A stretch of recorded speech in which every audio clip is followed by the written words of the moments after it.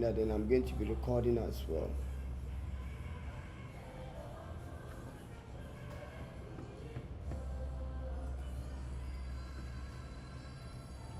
Okay, it has started.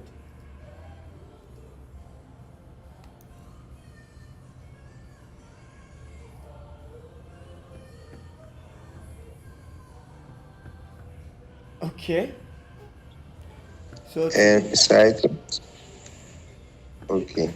I I'm thought you'd be doing a local recording, something like that. yeah, I did. Yeah, that's what I'm talking about. I'm still streaming though.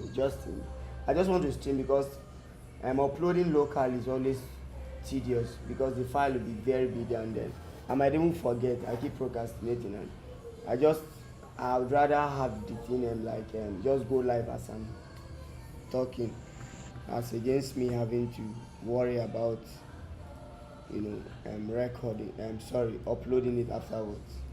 So let's just see how this one goes. If it breaks for the first time, I won't retry, but I'm also recording locally just in case. Makes sense.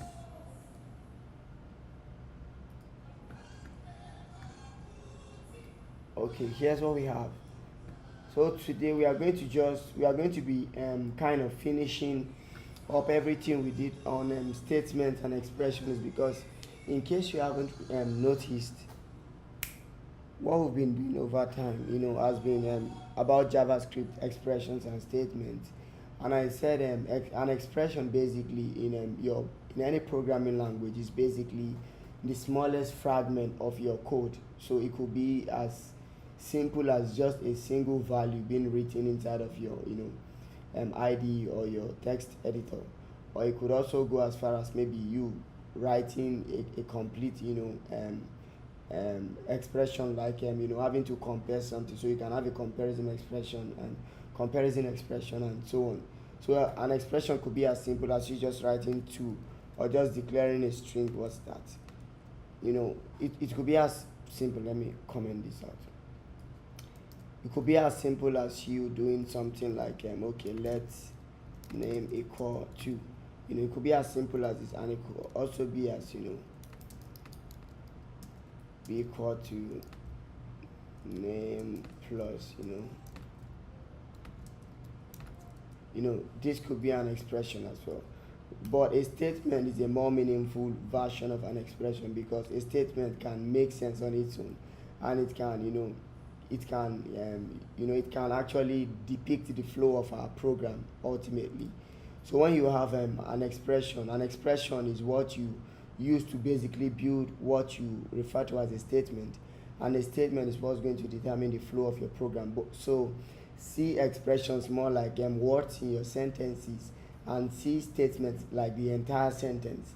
And then just like you have different parts of a sentence, you have sub sentences inside a particular sentence, like depending on the kind of sentence it is. You can also have sub statements inside of a bigger statement.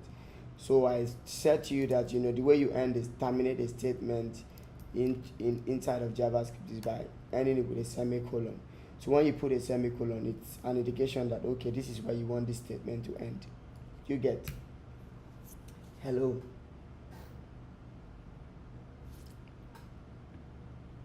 Hello. Yes, sir. Okay, so that's basically one of the most important things we said about statements and expressions. Let me just write it down. Or expressions and statements. Then eventually we now went on to look at control flows, right?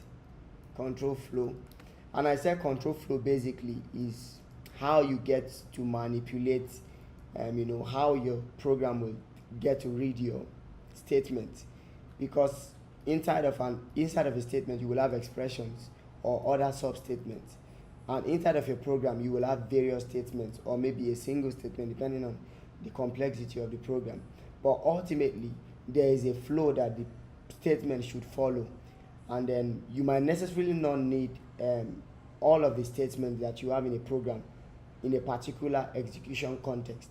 So in a particular execution context, you might need a particular part of a program and not all of the program. So, and that's what led us to the concept of if and else statement, or if and else if statement, where we tend to do a particular thing if the user inputs a particular kind of data or a particular value, then we'll do something else if the value inputted by the user is something else. So we are now controlling how our program reads our statement, what it reads and what it should ignore, and what it should not even consider at all. So we see the context of conditional execution, and then we went on to look at iterations, like in terms of loops. If you have to repeat a particular sequence in your program, how do you handle that? And we looked at things like for loops, while loops and do loops. And we also considered how to break out of a loop and how to use conditional execution together with loops to do some interesting things with our program. And I hope you guys remember all of these things I'm talking about, and it's not just me talking to myself and just saying a lot of things that nobody understands. Do you get it? Okay. Can you recall? Okay. Why is your voice so low? Are you using I'm using my phone. okay. Okay, good. Yeah. Okay. So does every other person understand what I just kind of the recap I just gave? Hello?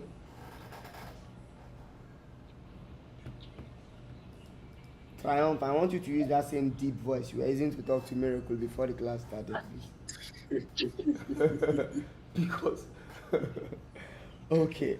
So Yes, sir. because Okay, then sir, I wanted to ask, okay. what's the major difference, like, between in using the while loop, the do loop? Like, in what situations do you use them? Okay. Are there Well, specific situations to use them, or you can just use them and tweak them whichever way you use, whichever way you choose?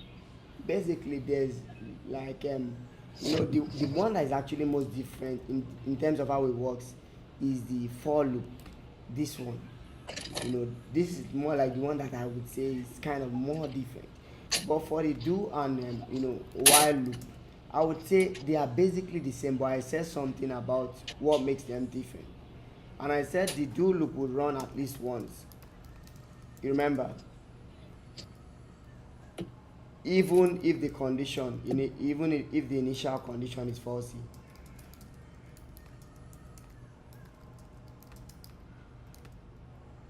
Do you remember? I said that.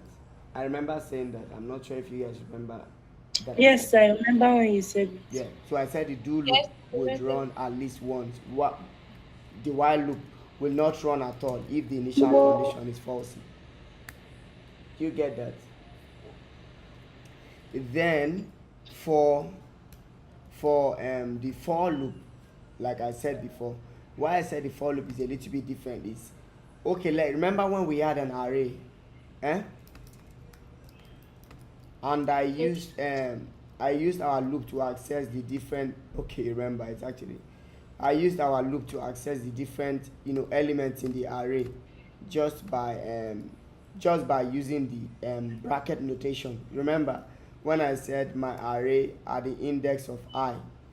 You see how easy that can be. Since I will always start from 0, then I can access each index of the array just by just with this loop. And because I know that I will increment after each round, and I want to set my condition to ensure that it doesn't exceed the length of my array, so I could do my array dot length. I did this the last time. So here you can actually see that the I is basically a counter, and I can use that counter to access all the elements in this array just by doing things like this. But if I'm using, let's say, a while loop with something like this, for instance, if I say while while what is that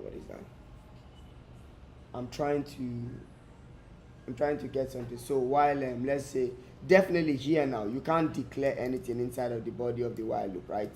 You have to declare the variables you need for the while loop outside of the while loop. So I can say const we can say let counter, right, be equal to 0, and then we can say let what's it called, so we can say while counter is less than my array dot length. You get the point?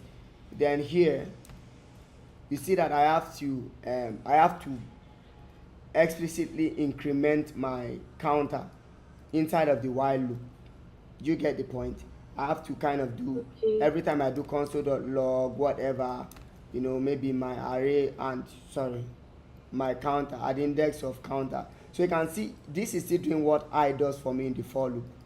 But here I have to declare the variable by myself, and I have to increment it manually by myself at the bottom of the loop. Do you get the point? For the while loop. The do loop is also also shares a similar kind of underlying idea, but the for loop kind of just have all of those conditions predefined inside of the essence of the loop itself. Do you get the point? Okay. Yeah. So the do loop and the while loop are actually very similar, other than the fact that the while loop will not run at all if this condition happen to be initially falsy. Meanwhile, the do loop will run at least once. Do you get the point? Okay. So just Yes, sir. understand those basic differences. As you begin to write programs, you will see the reason why I can't use a for loop for this. Even though you can use a for loop, you realize that to use a for loop will be more tasking to use a for loop, that you could have just used a while loop to be able to do this easily. And there are cases where a for loop won't just do the work for you. Maybe it won't just do the work for you. Only a while loop will do the work for you. And there are cases where the while loop will not do a great deal of work for you. The for loop is what will do the work for you, because there are cases where you have to put loops inside loop. For instance, you have a for loop as such. You can have another for loop inside of this for loop, and the condition of you can do something like this. For instance, you can do this, and you can nest loops inside of loops. But for a while loop, you don't so there are complex things you do with the for loop that you can't do with this basically, like out of the box. So the for loop is basically, like, in my opinion, the most powerful in terms of the use case, though it's not as neat as the others, because this is actually neater. You can easily see what you're doing. But for the for loop, and I believe that's why most of you ran away from the for loop when I gave you the last exercise, you don't just want to try. Like, you just don't want to think about the fact that you will use the for loop to do. I realized that a lot of you didn't even try, because what is meaning of It was just confusing. yeah, but it's actually very powerful. But eventually, there are other ways to go about iterations, especially with later versions of JavaScript. But these legacy iteration techniques still remain, golden, and you will always need them at one point or the other. So read more about them, and try to find out more about why you need to use this or that. But those basic differences I gave you are what you primarily need to know about it. So does that make sense? Yes, sir. Thank you. Okay. Yes, sir. Thank you, sir. Yeah, so we did control flow, how you maneuver and manipulate how your statement is read in your program. So, when I say control flow, now you understand what I mean, right? More like you are controlling the flow of your program. And you could do that with conditional execution, like we said the last time. You could do that with conditional execution. And in case you'll be doing maybe like a coding interview tomorrow, it will be important that you know all of these concepts, in as much as you can be a developer without knowing the name of many of the things you use, basically. And most times when you are discussing, you basically discuss the syntax from the point of view of how you use them and how you implement them. But most of them actually have names. And then in a coding interview, you will see a question where they are asking you for things you know, but because you don't know the name, or you don't know what it is called, in as much as it is what you use every time, and you might probably not pass that portion of the test. So it's very important that when I throw this concept that you learn it, I can actually teach you most of these things without teaching you conceptual things like, okay, control flow or this thing. I can just say if statement, I can say else statement, but in a coding interview, they basically will not be telling you if statement or else statement. They will basically be telling you about control flow. and that kind of thing, and conditional execution context, hoisting, and most of those things I've mentioned to you before, and I hope you remember them. Just like they will pray in churches, I hope it doesn't stand against you in the day of judgment. The day of judgment is maybe your interview day. Okay, so that's it. So we have conditional execution. So basically this extends to if, else if, and else statement. And you remember what I mean by if, else if, right? You remember that you would only use if, when you have one condition to test. Then you use if or else when you have two conditions. Then when you have more than two conditions, you introduce else if, right? Do you remember all of that? So that's pretty much it. Can I get a witness? Do you remember all of that? Not all completely sure. Yeah, you need to watch the replay. Have you been watching the replay? At least I remember there's a replay for most of these ones. So I also talked about iterations, and I talked about iteration. Iterations basically is just the loops, the various loops we have. So we have the while loop, do manage, the condition here properly inside of the body of your loop.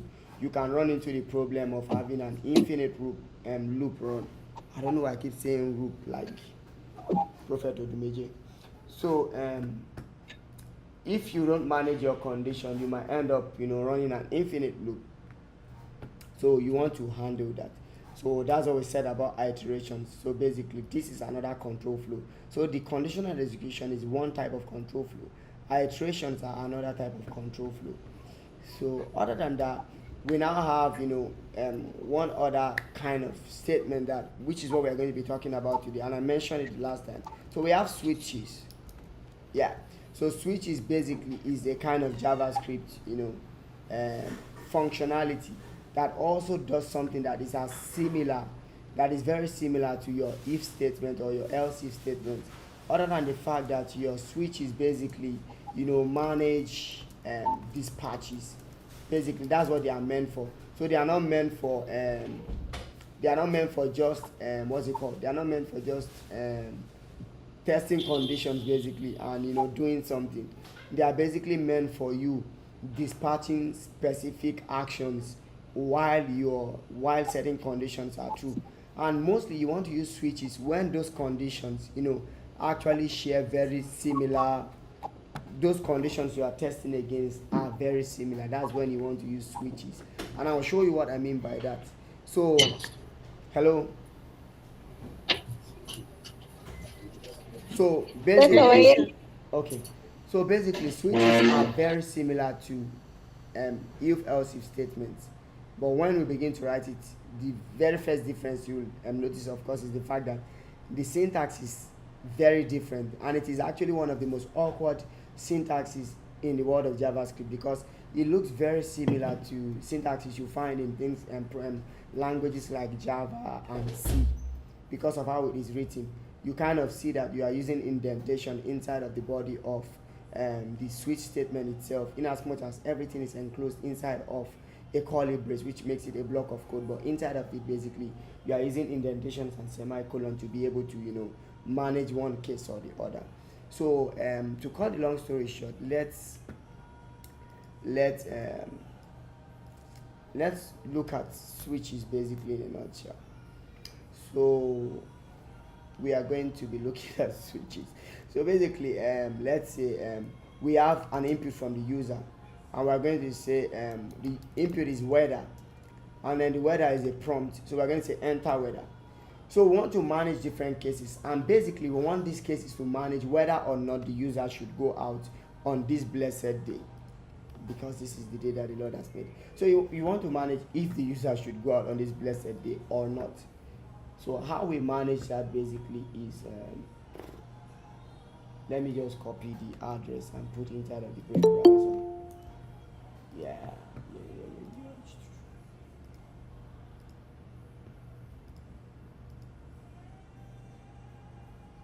And please let's have a volunteer to check if the YouTube still works, because I greatly hope that the YouTube works at all times. Okay, so we have enter weather, and then let me just cancel this for now. So let's inspect.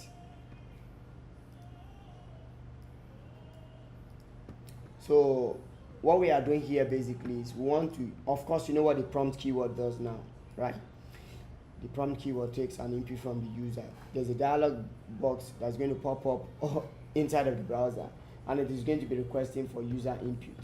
And when you enter a particular input, definitely you want to do something about the input that the user, enters. So here we have, the weather. Okay, let me remove all So this. YouTube is still working. It's still working. Okay, thank you very much. So let me remove this because it keeps reloading or refreshing. So we have a switch statement, and basically the switch statement, we want it to switch. And let me disable GitHub Copilot at this point. Yeah, so we want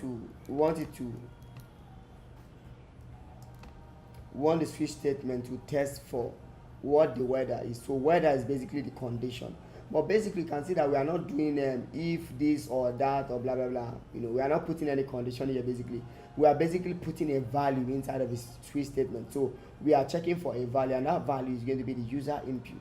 So here you will have, there's another keyword you have to know, and that is the case keyword. So we want to say case, the case of when, because we want to be able to have three weathers basically. So let's just put let's have another, let's call this weathers, if there's any word like that in English language. So let's say we just want to take three weathers. So we want to say rainy, stormy, and I want to say sunny. So we want to say, so we have three conditions. So we want to say if the case is rainy, so we want to alert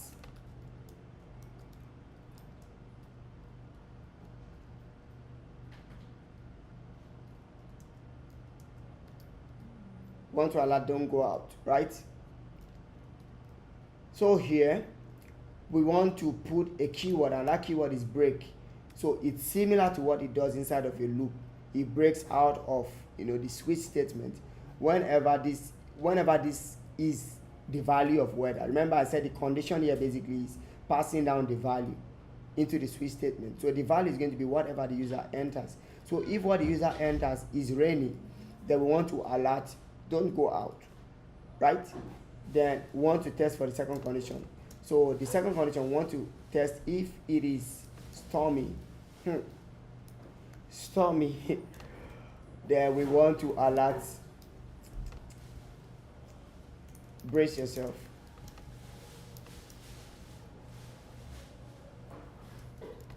And turn off the TV.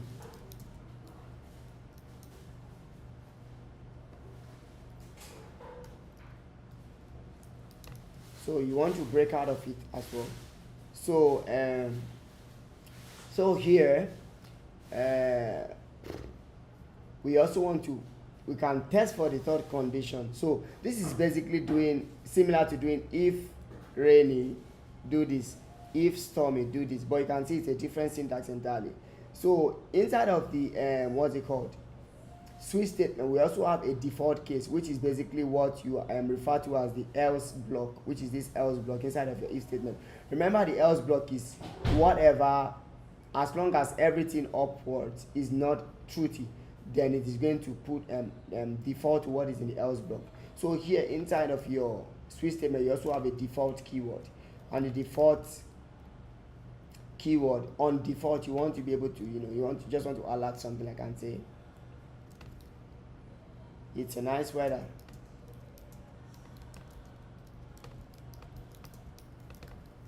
Right? So let's try that. So weather, so we can say rainy. So it says don't go out, right? And that's it. So it kind of just re-renders again. Okay, it renders again because I'm using a prompt keyword, and I think for every time I confirm an alert, the page kind of just reloads. So if I don't enter anything, it says it's a nice weather today, meaning that it assumes that it is sunny today. So let's not default to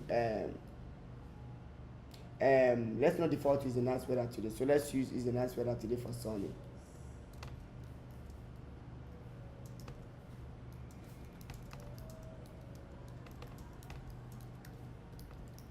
So that's the default. So let's check for the case of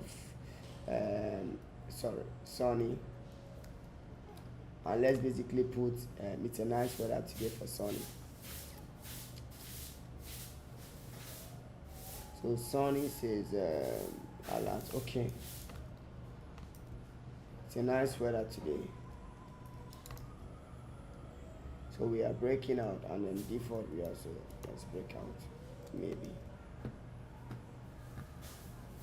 So instead of alert, I think let me do console.log.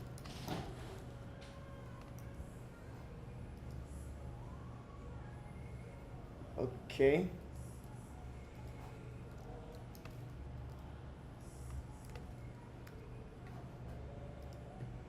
So you can see it says don't go out, right? Because we said rainy, rainy says don't go out. Then if we refresh again, we get if we impute stormy, it's going to say brace yourself and turn off the TV. You can see it's basically doing what you would have done with your if statement and else if statement. Does that make sense, guys? Hello? Yes, sir. So I know someone. Yes, sir. Yeah. So basically, Yes, sir. yeah. If you don't want to use your if statement, you can use switches. But basically, you want to use switches. There are cases where you definitely want to use switches, and then a lot of people have said that whenever you have more than 5 conditions, that a switch is better than what's it called, an if statement. So just switch to a switch statement instead of an if statement when your conditions are a lot of conditions to test.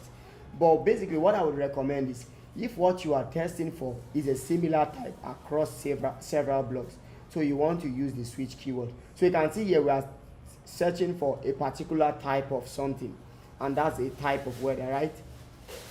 So all the cases are different cases of this value, right? It's not just some random condition that we are testing for, right? Does that make sense? Yes, sir. So this could be gender, it could be country, it could be continent. So it could be just a group of similar things that you want to test across. So I would recommend you use a switch statement. But any which way, whether you use a switch statement or use an else if statement, you are still going to get the same result. Do you understand what I'm saying? So, hello? Yes, sir. Yeah, so I talked about dispatching. So dispatching is basically you kind of calling a particular function or method based on a particular condition. So here we are basically calling a method, and you realize that this is a method we are calling, right? Can anybody remember tell me why this is a method we are calling here? When we say console.log, moment of truth. Hello.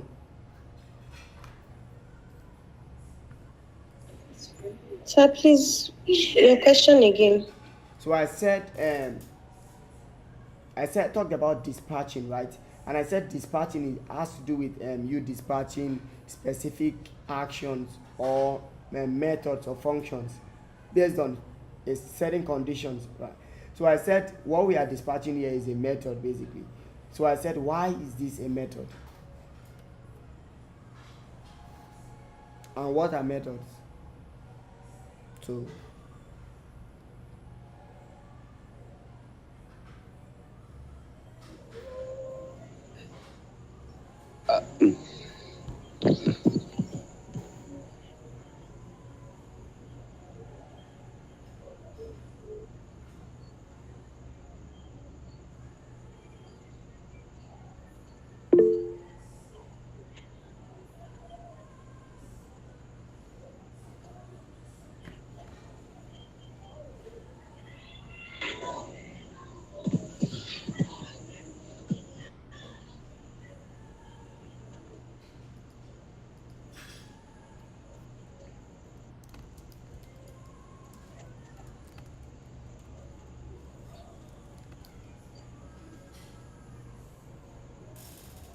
hello, somebody trying to answer them.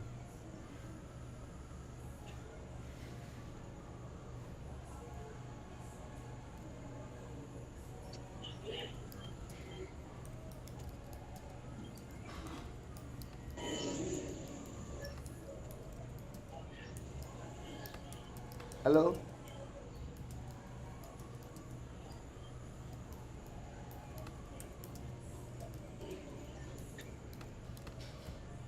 Are you guys still with me?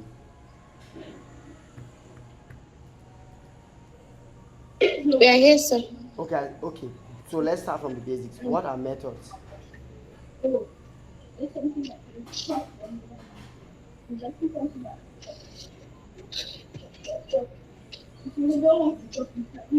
Hello. Yeah. Methods are like block of code Methods. that you can call at any point and it will run. That's not that. That's not. Definitely, everything is a block of code. So what I said about Like it methods. performs like operations.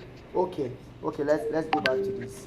When you have maybe you actually understand what you're trying to explain. Maybe it's the words that you're using. So when I said whenever you have a dot attached to a particular word and then you write something else on the other side, I said what does that suggest?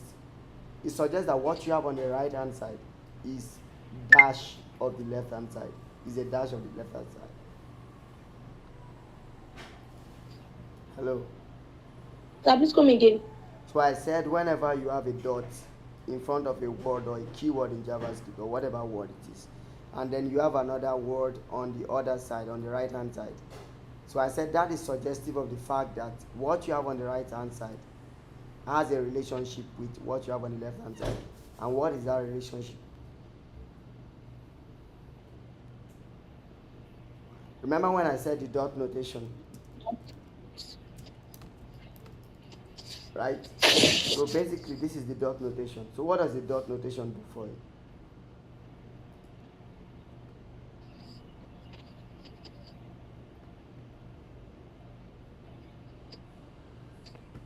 Okay. You guys haven't been watching the replays. The dot notation. Huh? Can you hear me, sir? I can hear you. Continue. When you talk about the dot notation, you said that it helps you assess the property of. I think we used it for an array.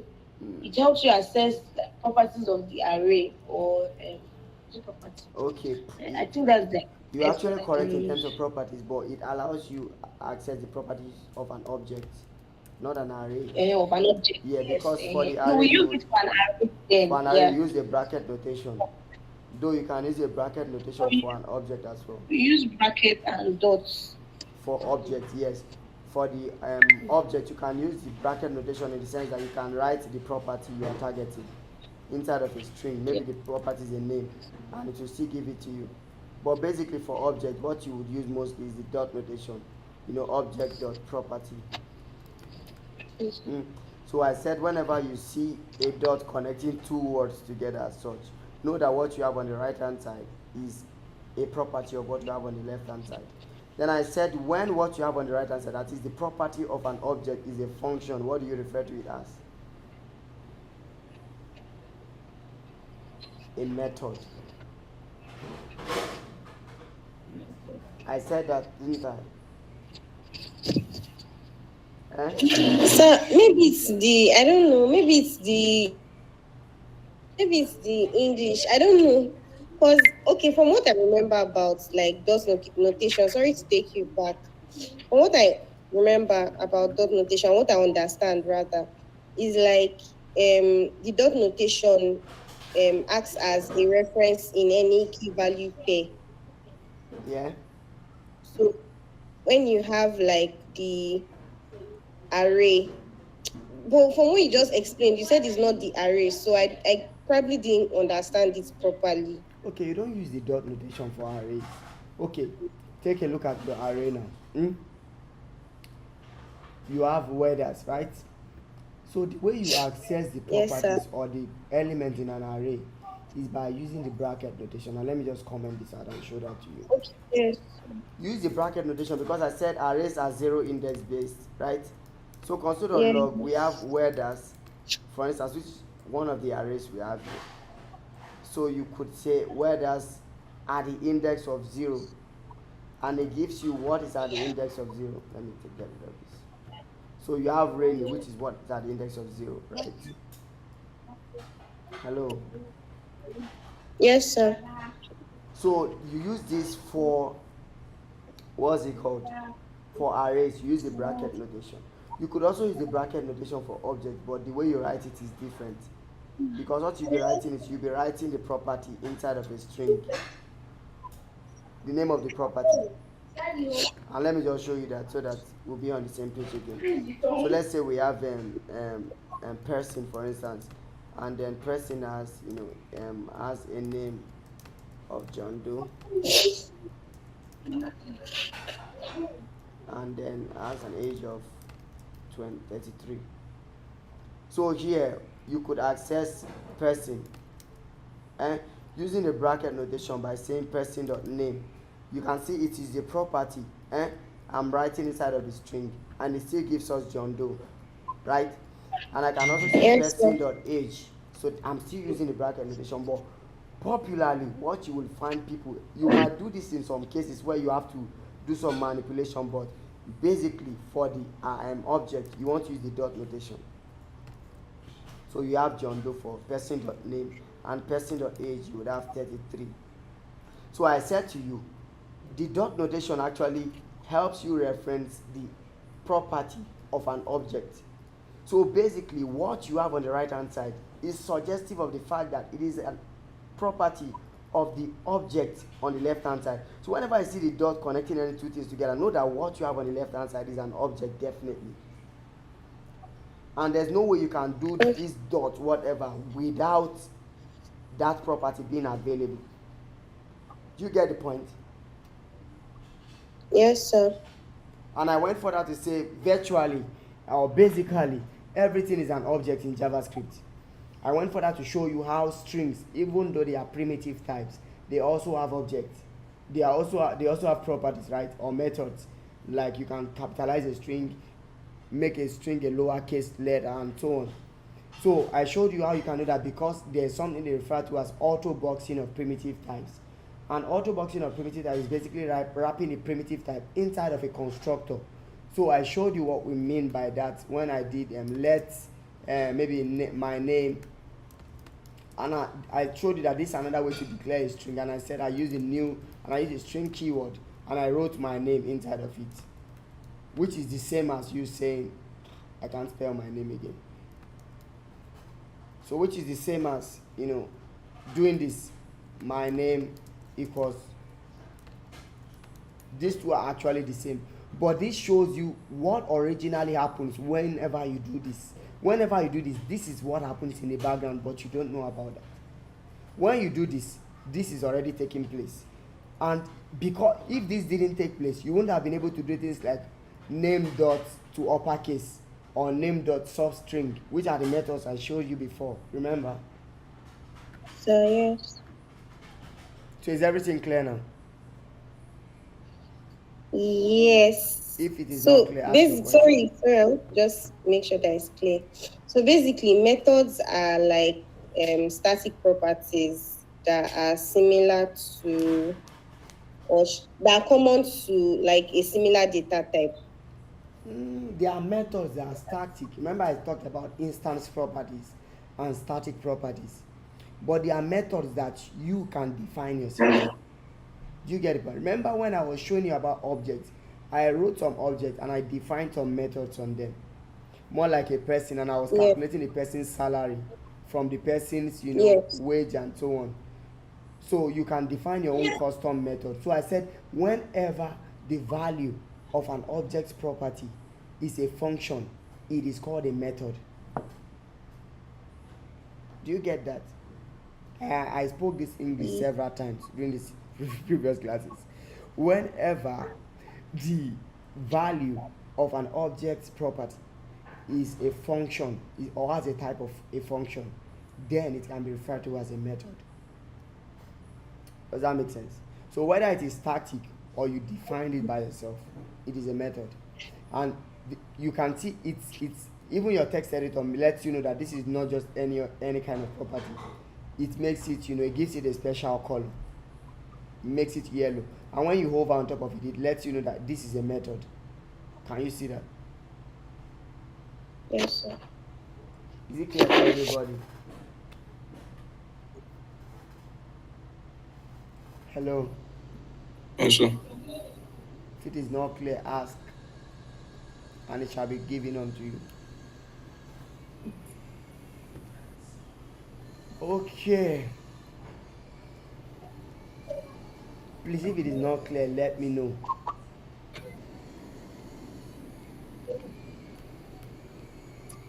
So basically, we have Jesus. Where's our array of weathers? Did we lost weathers?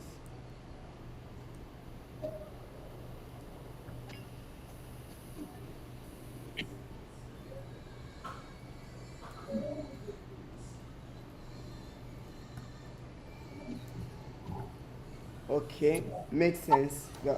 But let's go back to where we came from. So what led us down that road is because I asked you, like, how is this a method? Because I talked about dispatching, right? So how is this a method? It is a method because it is a function that is a part of the console object. And in case you've forgotten, let me just do a refresher. So if I do console dot log, and I log the window object, remember there's a window object, and that's what the console is a part of. So you see a massive object, and then console is one of the things you find on top of that object.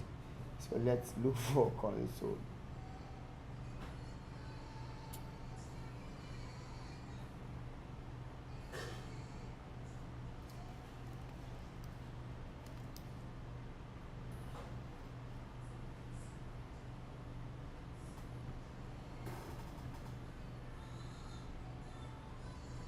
So you can see we have a lot here.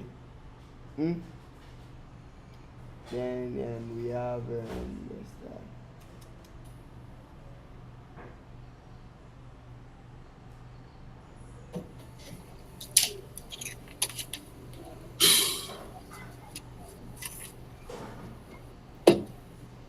So most of the keywords we use are actually inside of the Windows object, like which other one is that? We have the prompt as well, trying to find the ones we use frequently. So we have prompt. So when you say prompt, it's actually coming from that massive Windows object, window object rather, not Windows. So it's also, so you can see this is it here. So you have prompt. So it's a part of it as well. So there are so many others. Even console itself is a part of it, but I have no idea why it's not showing here right now. But it's a part of it, and whenever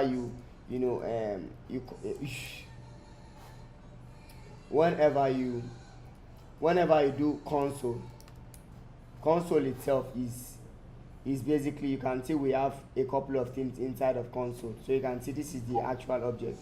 We have debug, we have error, we have info, we have one. We also have more. We have console.table. You can see all of the methods available in console here. Most of them. Console.clear, console.error, console.log, which is what we use most of the time. We have console.info. We also have console.table, which we use to display objects basically. So let's say I bring back that our person object that we had here before, and I say console.table. I say console.table person. So it's going to display person in form of a table. You can see how it displays the person. Name, the value of the name, age, the value of the, that kind of thing. So that's,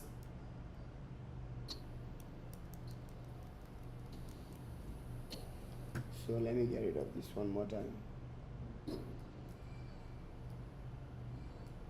So basically, the log is basically, what's it called? It's a method under the console keyword.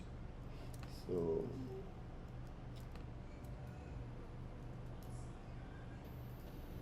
you can say the log is a function, is a type of function. Sorry. So you can see log is a type of function. So that's why it is a method, and that's why it's has this yellowish cream color. So it says don't go out. So we are dispatching this basically. So So whenever you have to dispatch actions, maybe, and this could be any custom function, might be maybe a function you are trying to declare, or maybe you are trying to just return an object, or whatever it is you are trying to do, you can do that inside of this switch statement. So basically this is another control flow you have. And remember, whenever you have to test between something very similar across various blocks, then you want to use the switch. But whatever you do with the switch statement, you can also do with the if statement. It's just a matter of preference. Maybe you'll be more comfortable writing this syntax, or you'll be more comfortable with the if else syntax. It's still fine. Does that make sense?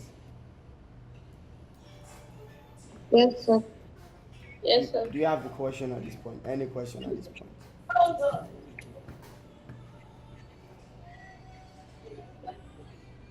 Hello?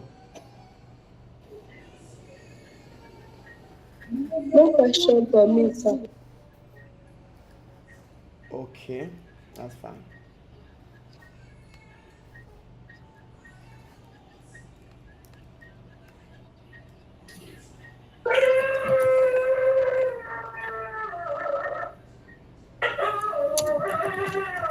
What is that? So you can see here that because I refuse to add the break keyword to the first block, it kind of ran several blocks. It ran don't go out, and it ran brace yourself, turn off the TV. So it ran the first block and the second block. So that's why at every point in time you want to actually break your switch statement. If not, you'll be getting that kind of misbehavior from your program. Does that make sense? So that's why the break keyword is very important. So that takes us to the next thing we have to look at for today. So it is basically the break keyword and the continue keyword. So basically when you have a control flow as such, and you have iterations rather, like loops and so on, then you also when you have loops rather, so there are actually ways you have to break out of them, and that's just kind of to go back on the subject of loops again. So let's say you have a loop like this, for instance. Let's say you have a for loop and you have let I equal 0, and then you are doing while I is less than 12, greater than, lower I is less than 12, then we do I plus plus.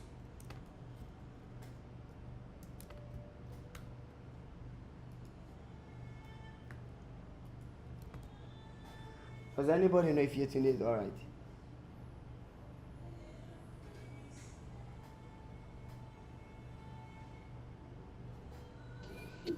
Yes, Monday, are you all right?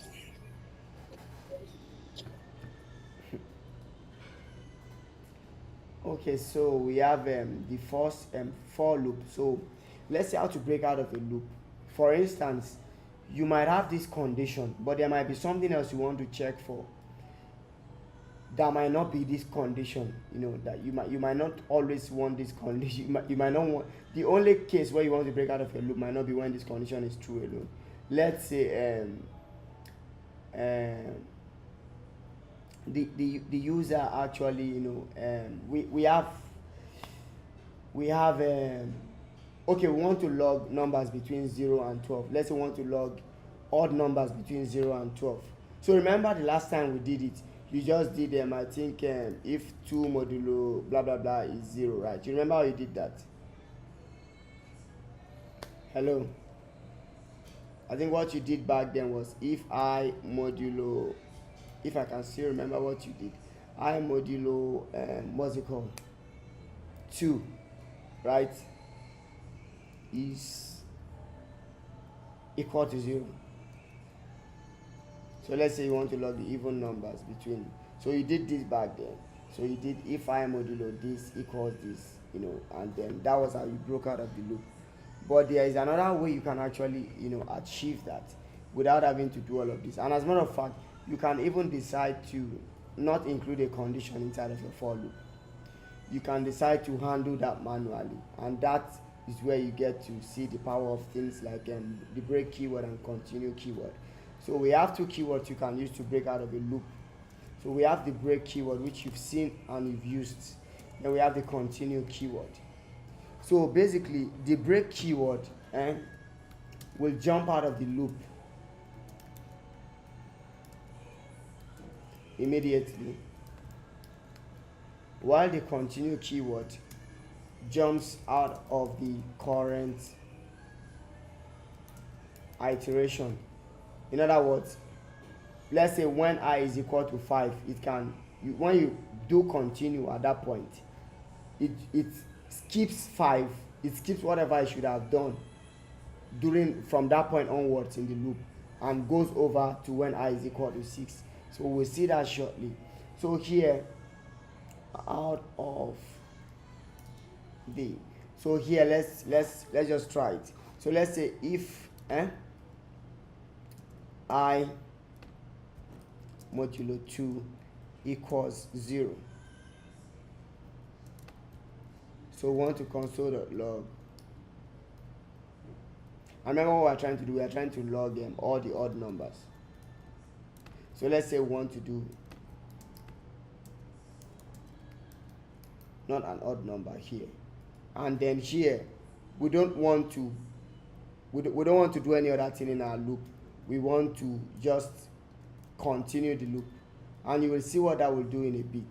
So when you do if I modulo 2, and what does that mean? Basically, this is the way you find if a number is divisible by 2.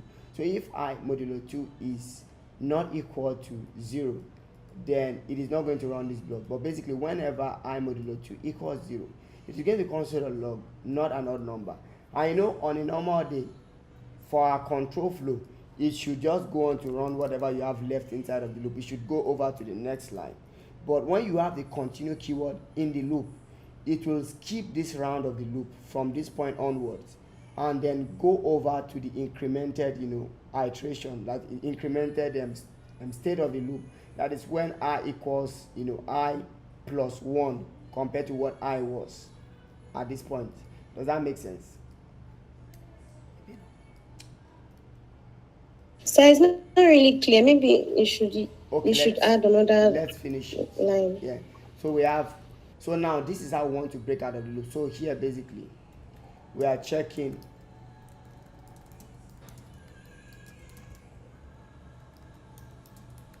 by 2. That's what we are doing here on this line. And this is a comment, by the way, you've been seeing that all over. So here we want to break out of the loop if we are looking for numbers between 1 and 10. So if I is less than or equal to 10. So that's what we are doing here. So we'll do if I is less than or equal to, when I equals 10 rather, or when I is greater than 10.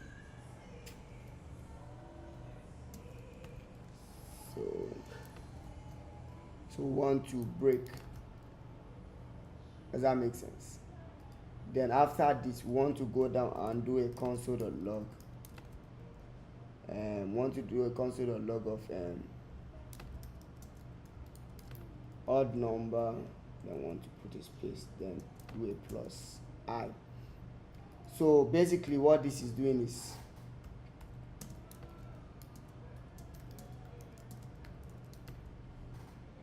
let me see if not. So let me just go over this again. So you can see that initially for the for loop, we would have the initial definition of the counter, that is initialize the value of the counter. Then we'll put the condition here. But here we are not putting the condition. We are leaving the condition blank because we want to break out of the loop manually within the body of the loop. Then the third argument is the increment that you want your counter to be incremented by. So in this case, we are incrementing by 1. So the first thing we check is to check if I is indeed an odd number, and the way we try to find out is to check if I is divisible by 2. So if I is divisible by 2, that means I is an even number, not an odd number. So if it is divisible by 2, we use our control flow, which is the conditional execution, to log not an odd number inside of the console. Then we continue. Then when we continue, our loop will jump from here and go back to the beginning. It starts running again, and at this point I has already incremented, because after every round I increment. It doesn't have to get to the body the bottom of the loop. It will continue running the loop. That is, it is going to increment from this point where you have the continue keyword. Then, so that's for when I is divisible by 2. That is, there's no, the remainder is 0. Then here we want to check when I equals 10. Whenever I equals 10, we want to break out of the loop. And then okay, I think here we want to, let's just do when I is greater than 10. That means that's from 11, because we want to include 10 in our output. So when I is greater than 10, we'll break. That is, breaking out of the loop means the loop will stop running and it will not continue. So the difference between continue and break is that when you break, your loop will stop ultimately, but when you continue, it will stop that current iteration and skip to the next iteration. So let's save and see what will happen. So you can see we have 1, 3, 5, 7, 9. So for the first one, which is when I equals 0, said it is not an odd number. And let me just kind of log that number for you to see that it's truly not an odd number. So let's save. So you can see 0, not an odd number, so number is 0. So here, odd number 1, then not an odd number 2, then odd number 3, and not an odd number 4, odd number 5, not an odd number 6, odd number 7, and so on. So if I should remove this continue keyword, see what is going to happen. Can you see that our program is messed up? So we really get 0, and it still says odd number 0, odd number 1, not an odd number. You can see that's messed up, right? So that's why we use the continue keyword. So whenever this initial condition that we are testing holds, we want to just keep, since we are not interested in that particular number, as long as that number is divisible by 2, we are not interested in it. So we want to skip. We don't want it to log it to the console as an output for us. Does that make sense? So just to make it clear now, let me remove all of this other extra text I added, and then let me remove this console as well. So when we do this, we just get 1, 3, 5, 7, 9. So that's basically us logging our odd numbers into the console. And we didn't add any initial condition to our loop. We just define our condition inside of the body of our loop, and we use the continue and break keyword to manage it respectively. Does that make sense?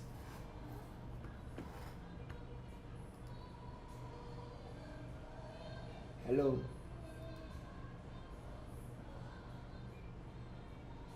Hello? Yes. Yes. Yes.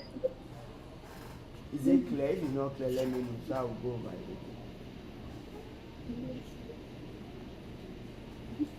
it. Okay, sir, can I ask a question? Yeah, definitely. Okay. So from line 620, where you have what will I call it now?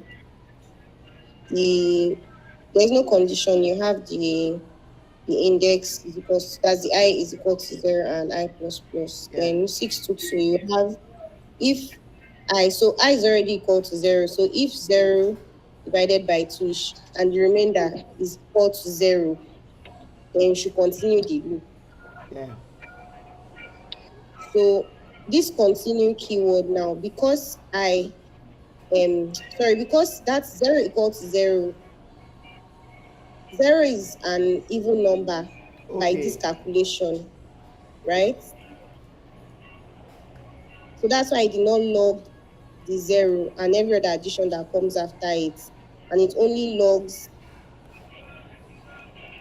the 631. That it starts to log from 631, which counts from 0 plus 1, then 1 plus, because I don't think I get it. Okay. I'm trying to, but I don't think I. Okay, so see what's happening here. 0 divided by 2, basically, it won't, this will not be appreciated, because in mathematical terms, especially when you do binary numbers, when you do any number divided by 0 divided by any number, you get that number, you get 1, right? In other words, no division took place, so that number is going to come back. Does that make sense? Hello? I'm here, sir. Okay. So when you have 0 equals 0, that means this condition is true. So if this condition is true, we continue. Does that make sense? Yes. So when you continue means it will not run all of these other lines. It will just go back to the beginning of the loop. with an incremented value of I. Does that make sense? Oh, okay. So continue is doing Okay. continue is doing half of what the break will do. So when you break, you are leaving the loop entirely. But when you continue, you are leaving that current iteration, that current round, because your loop is taking rounds, right, until the condition is met. So when you continue, you are saying skip this round and go to the next round from this line where I wrote the continue keyword. Does that make sense? Yes, sir. Are you sure? I think it does. So basically, the continue keyword says whatever is underneath that it should not be it should not be read. It should just go back to the beginning and start reading it again from the beginning. Yes. Okay, it's just more like, okay, somebody told you that, eh? So like let's just take for example, maybe like you are going to be announcing the winner. Okay, let's say you are the course rep in your class and you're going to be sharing script to your course mates.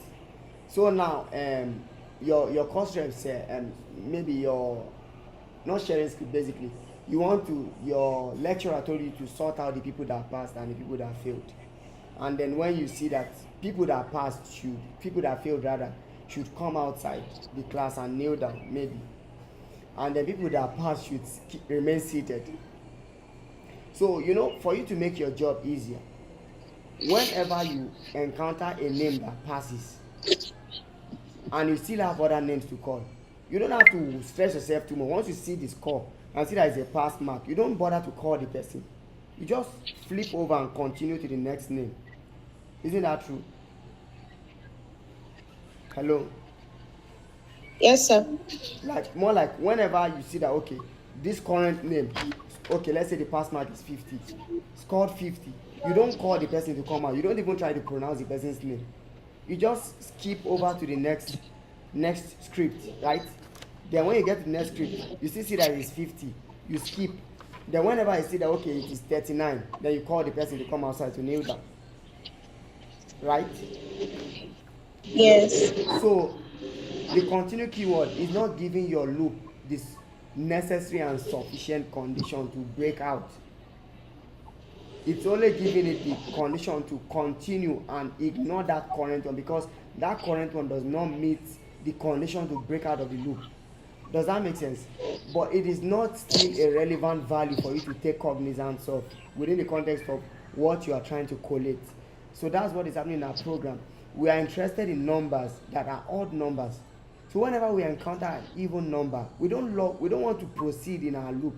We just want to break out of that current round and go over to the beginning. That is what a continue keyword does. It keeps, just think of it as keeping that current round. That's what a continue keyword does. Meanwhile, the break keyword breaks out of the loop. That is, your loop will not run anymore once it encounters a break keyword. Does that make sense? And you should remember that this continue keyword will not be read until, except if this condition is true. Remember, the if statement the if block will only run if the condition is true. So for every time this condition is true, it will continue, that is, it will not proceed to the subsequent line. But for every time the condition is false, it will proceed to the subsequent line. And whenever this condition is false, it doesn't break. But whenever the condition is true, it will break out of the loop. That means that is when your loop will stop running. So if I get rid of this line, we will enter that problem of having an infinite loop, because our loop is never going to break. It is going to be running forever. Does that make sense? Yes, sir. For everyone. Yes, sir. Okay. Makes sense for everybody.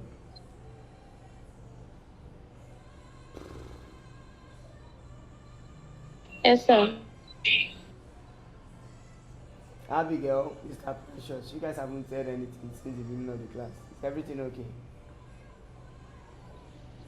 Yes, sir, everything is okay. Do you get it? Yes, I understand. Okay. Mr. Precious.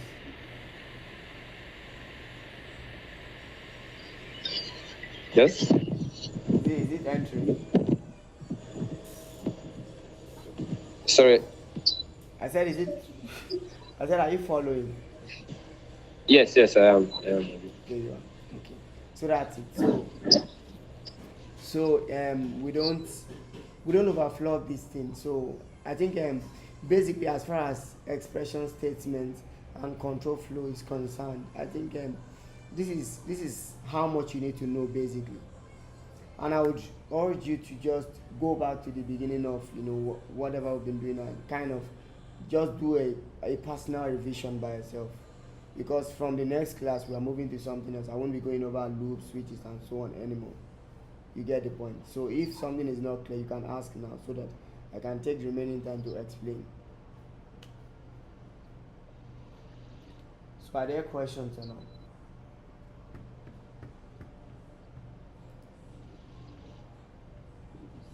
Hello.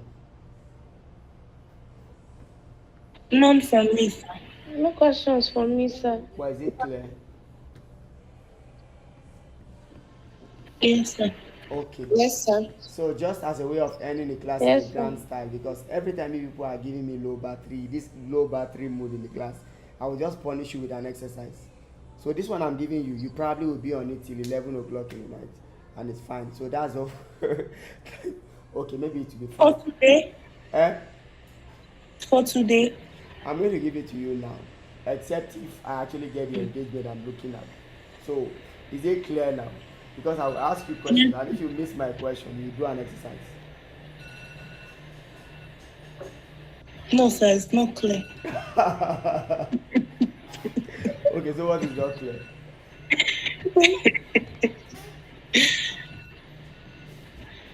To me, I understand what you have done. It's just I would review it again. So I don't really have any problem with going over it, but I have a basic understanding of what you have explained. Okay, and guys, please try to watch the replay. I know we've not been having replay for quite some time, but try to watch the subsequent replay. So I think we've had a lot to do at the moment. So I would just want us to stop at this point in time, because I think the class is already over 1 hour. So it's not really about how long the class is basically. But by my own mood, I would have just given you guys an exercise, and that exercise I think tomorrow is when I'll give you, just to be sure that the knowledge of what's it called is solidified, and the knowledge of Okay. the control flow and everything we've learned so far. And you can see how everything is stacking on top of each other. Can you see that? It's not as if maybe one thing is not so important. You actually need everything. Whenever you're writing a program, everything we've learned so far will actually be coming to life. That's what we'll be using. So thank you very much, guys. I think we should end it here, and then I'm ending the stream at the moment. So I think the stream didn't